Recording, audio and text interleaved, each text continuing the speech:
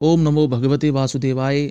उत्पन्ना एकादशी का व्रत पूर्ण रूप से निर्जला रखा जाता है, मतलब कि इसमें जल नहीं पिया जाता किसी भी प्रकार से। या फिर आप इस व्रत को फलों का सेवन करके भी रख सकते हैं और फलों के साथ आप जल का भी सेवन कर सकते हैं, इसमें मना नहीं होती किसी भी प्रकार से। लेकिन आपको मैं एक बात बता दूं, निर्जला व्रत का आरंभ केवल सामर्थ्यवान और स्वस्थ व्यक्ति और महिलाओं को ही करना चाहिए। अस्वस्थ लोग निर्जला व्रत ना रखें तो ठीक होगा, उनके स्वास्थ्य पर गलत असर भी पड़ सकता है, इसलिए केवल सामर्थ्यवान लोगों को ही निर्जला व्रत रखना चाहिए। अभी हम आपको सब कुछ बताएंगे। उत्पन्ना एकादशी किस तारीख को है और इसमें व्रत कैसे रखा जाएगा, किस दिन रखना है, इसका पारायण कब होगा, किस समय किया जाएगा, सभी कुछ हम आपको बताएंगे। वीडियो को स्किप नहीं करना, कोई जानकारी आपसे छूट जाएगी। चैनल को सब्सक्राइब कर लेना, वीडियो को शेयर भी कीजिए, ऐसे ही वीडियो आपको हमेशा मिलते रहें। चलिए जानते हैं उत्पन्ना एकादशी का व्रत कब से आरंभ करना है। ध्यान से सुनिए आप भगवान विष्णु का नाम लेकर। उत्पन्ना एकादशी का आरंभ 8 दिसंबर 2023 दिन शुक्रवार सुबह 5 बजे से हो जाएगा और इसका समापन 9 दिसंबर सुबह 6:30 बजे से होगा। लेकिन उत्पन्ना एकादशी का व्रत 9 दिसंबर शनिवार की सुबह 4 बजे से आरंभ हो जाएगा। आपको इस समय ये व्रत अपना आरंभ करना है और इस व्रत का पारायण 10 दिसंबर रविवार की सुबह 7 बजे से 9 बजे तक उत्पन्ना एकादशी का व्रत का पारायण आपको कर लेना है। इस बात का आपको ध्यान रखना है विशेष रूप से। अब आपको एकादशी के व्रत के दौरान और एकादशी तिथि के दिन किस प्रकार से भगवान विष्णु का पूजन करना है, ध्यान से सुनिए। भगवान विष्णु का षोडशोपचार विधि से आपको पूजन करना है। आप इसमें लड्डू गोपाल श्री कृष्ण का भी पूजन कर सकते हैं, उनका अर्चन कर सकते हैं। तामसी भोजन बिल्कुल भी ना करें और ना ही घर में पकने दें। व्रत रखने वाले को क्रोध, अनर्गल, प्रलाप ये बिल्कुल भी नहीं करना चाहिए, इन सब से बचना चाहिए, इनसे दूरी बनानी चाहिए।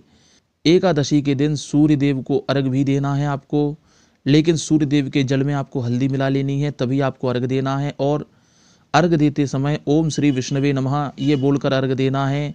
उसके बाद आपको एकादशी के दिन व्रत प्रक्रिया के दौरान भगवान विष्णु का पुरुष सूक्त का पाठ, गजेंद्र मोक्ष का पाठ या फिर विष्णु सहस्त्र नाम इसका पाठ आपको करना चाहिए। भगवान विष्णु के मंत्रों की माला भी आपको जरूर जपनी है। कौन सा मंत्र आपको जपना है ये भी ध्यान से सुनिए। ओम नमो भगवते वासुदेवाय, ओम क्लीम कृष्णाय नमः अथवा ओम श्री विष्णवे नमः, इनमें से आप कोई भी मंत्र जप सकते हैं। गीता का पाठ भी आप कर सकते हैं, ये भी बड़ा ही लाभदायक और शुभ रहता है। और माता लक्ष्मी के लिए श्री सूक्त का पाठ आपको अवश्य करना चाहिए। माँ लक्ष्मी का जाप आपको इस प्रकार से करना है। विष्णु प्रियायै नमः, विष्णु प्रियायै नमः ये मंत्र आपको जपना है माता लक्ष्मी के लिए। उसके साथ ही आंवला के वृक्ष, बिल्व वृक्ष और तुलसी वृक्ष, इन सब के नीचे आपको दीप प्रज्वलित भी करना है। आप चाहें तो किसी एक वृक्ष के नीचे, बिल्व पत्र के नीचे या आंवला के नीचे दीप प्रज्वलित कर सकते हैं। गौ सेवा भी आपको जरूर करनी है, चाहे आप कैसे भी करें, या उस गाय को ग्रास डालें या फिर रोटी देकर आएँ, लोई देकर आएँ, जो भी आप पे बने वैसा ही आपको करना है, लेकिन गौ सेवा आपको जरूर करनी चाहिए। जो लोग एकादशी का व्रत नहीं रखते हैं, उन्होंने अभी से आरंभ नहीं किया है और आरंभ करने की सोच रहे हैं, तो वो उत्पन्ना एकादशी से ही अपने व्रत का आरंभ कर सकते हैं। आप इसी दिन से एकादशी का व्रत रखना आरंभ कीजिए और जब तक आप चाहें तब तक रख सकते हैं इसका व्रत।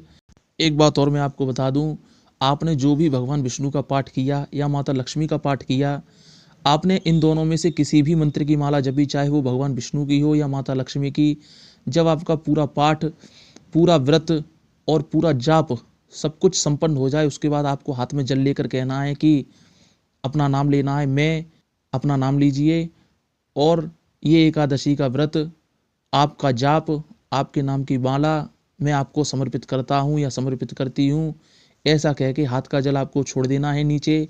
इससे आपने जो भी व्रत, पूजन, पाठ, जो भी जाप किया वो भगवान विष्णु को प्राप्त होगा, आपकी पूजा उनको प्राप्त हो जाएगी और इसके बदले में आपको पुण्य फल की प्राप्ति होगी। एक बात और मैं आपको बता दूं, जो लोग एकादशी का व्रत करते हैं उनको अश्वमेध करने के यज्ञ का पुण्य फल प्राप्त होता है, ऐसा भगवान विष्णु ने नारद जी से कहा है। और अश्वमेध यज्ञ करने में करोड़ों रुपए का खर्चा भी होता है, इसलिए तो एकादशी व्रत करके आप अश्वमेध यज्ञ का पुण्य फल प्राप्त कीजिए, इससे आपको लाभ अवश्य होगा, भगवान विष्णु आपके मनोरथ अवश्य पूर्ण करेंगे। लेकिन इस पूरी पूजन प्रक्रिया और व्रत पद्धति के दौरान पांचों ज्ञानेंद्रियां और पांचों कर्मेंद्रियां, उसके साथ ही मन, इन सब पर आपको नियंत्रण रखना है। तभी आपका व्रत पूर्ण रूप से सफल होगा और आपको आशीर्वाद प्राप्त होगा। कहने का मतलब है तभी आपको अश्वमेध यज्ञ का पुण्य फल प्राप्त होगा। ऐसा नहीं है कि आप व्रत भी रख रहे हैं और मन आए वहाँ घूमें, गाली गलौज करें, क्रोध करें, ऐसा आप बिल्कुल भी ना करें। इससे आपका व्रत भंग हो सकता है। और कुछ लोगों को मैंने देखा भी है कि व्रत के दौरान वो विभिन्न प्रकार के खाद्य वस्तुएं बनाकर उसका सेवन करते हैं, ऐसा भी करते हैं कुछ लोग। तो एक बात मैं आपको बताना चाहता हूँ, व्रत के दौरान अत्यधिक फलाहार का सेवन नहीं करना चाहिए। स्वयं को भूख की अग्नि में तपाना, यही व्रत होता है, यही तपस्या होती है। ऐसी कोई भी तपस्या या व्रत नहीं है जब तक उसमें अपनी देह को कष्ट ना दिया जाए तब तक पुण्य फल की प्राप्ति हो सके। उदाहरण भी आपने कई देखे और सुने होंगे कि किस प्रकार से दैत्य लोग ब्रह्मा जी और भगवान शंकर की तपस्या करते हैं, अपने शरीर की बुरी हालत कर लेते हैं तपस्या के दौरान, ना ही कुछ खाते और ना ही पीते हैं, तब कहीं जाकर भगवान उनको दर्शन देते हैं और उनके मनोरथ पूर्ण करते हैं। तो व्रत के दौरान अत्यधिक फलाहार का सेवन नहीं करना चाहिए, कम से कम खाद्य वस्तुओं का ही सेवन करना है, तभी आपका व्रत सफल होता है। इस बात का आपको ध्यान रखना है। वीडियो शेयर कर देना, सब्सक्राइब कर लेना चैनल को, ऐसे ही वीडियो आपको मिलते रहें। ओम नमो भगवती वासुदेवाय। जय माँ लक्ष्मी।